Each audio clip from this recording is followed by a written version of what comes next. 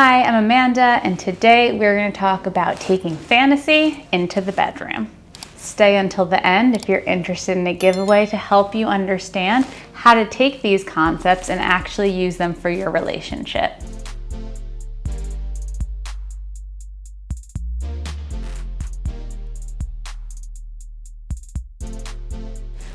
I'm a licensed marriage and family therapist, and I have couples come to me all the time to ask me, how do we get fantasy as something that happens within our bedroom? So here's the video.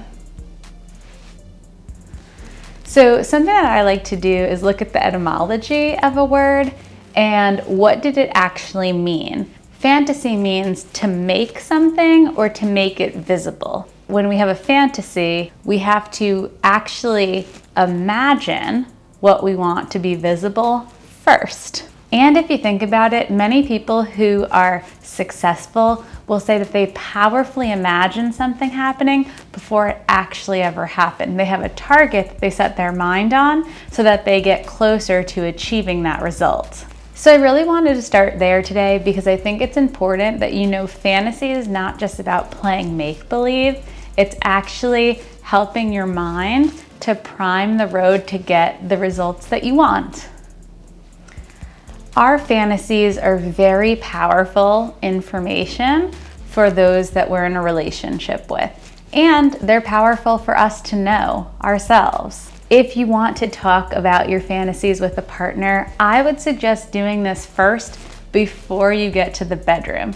Do it in neutral territory so that it's not something that someone feels pressured to ask about or engage in without having a better understanding of it first. I think sometimes that people don't share fantasies because they're worried that they're going to get shamed for it, and that actually happens more often than most are comfortable with. So if you can be okay with your fantasy and know that it's yours and explain it to someone in a neutral territory, hopefully that person is able to hear you without shaming, because it's not going to trigger them in the same way as it would if you were in the bedroom asking them for it.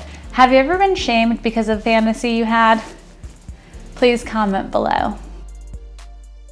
So let's say that your partner brings up a fantasy and you're not really that interested in it.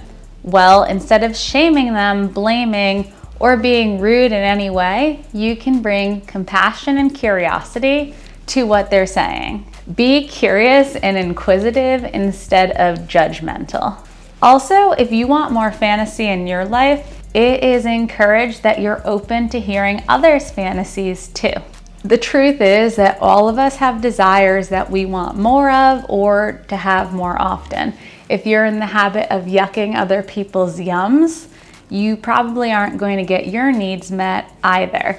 So as long as something is legal, consensual between adults, and it doesn't harm other people, let them have their yum and keep your shame or your yucks to yourself, because that's about them and their process, and they're allowed to have fantasies even if you're not interested. However, if I'm you, I'm gonna ask curious questions to get to know what this person's fantasies are even more.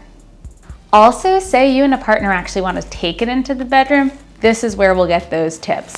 What that means is that you can probably schedule a date of the week that's fantasy day, meaning that's the day that you're going to do one of the people's fantasies. Now, you're not going to get it perfectly right the first time, so get rid of the notion of perfection here, but the concept is to engage in the way that your partner is asking you to, if you're willing and if you're consenting. The reason we do this is because a surprise fantasy is often not well received. However, people don't usually mind safe surprises, so if they planned on it, they're more likely to be open-minded versus if it's a surprise and they weren't really interested anyway, there's a chance that you'll get rejected, and that will cause less fantasy in the bedroom, which is not the point of this video or getting our needs met in this way. Then, say you get to the bedroom, you go through the fantasy, it's not exactly what you wanted. What's really important is, even if it's the best, and you executed successfully, talking about what went right, what could have gone better, what you would have wanted to change after the fantasy is over. Not discussing it in the moment, but afterwards discussing, what do you like about that? What would you have changed? On a 1 to 10, how was that for you? It's also awesome to go back and forth so that the other person has their fantasy the next week if they want. So it's not just one person getting what they want all the time, it's all people collaborating to find the win-win. I think that heavily relying on just one of your imaginations won't really get you the results you want, so it's awesome to go back and forth, meeting each person's needs. Thank you for staying until the end. If you want to scroll down, you can get my mentor, Francesca Gentile's document on inner aspects. This is her method that she created, and you're able to use the different inner aspects to have fantasy in the bedroom in the way that you want. So scroll down, click the link, and fill in the information to get that list. If you like this video, hit like, subscribe, and the bell. I release new videos Wednesdays at 9 a.m. Eastern Standard Time.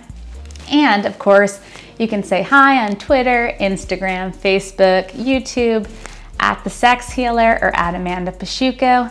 See you next week, and thanks for watching.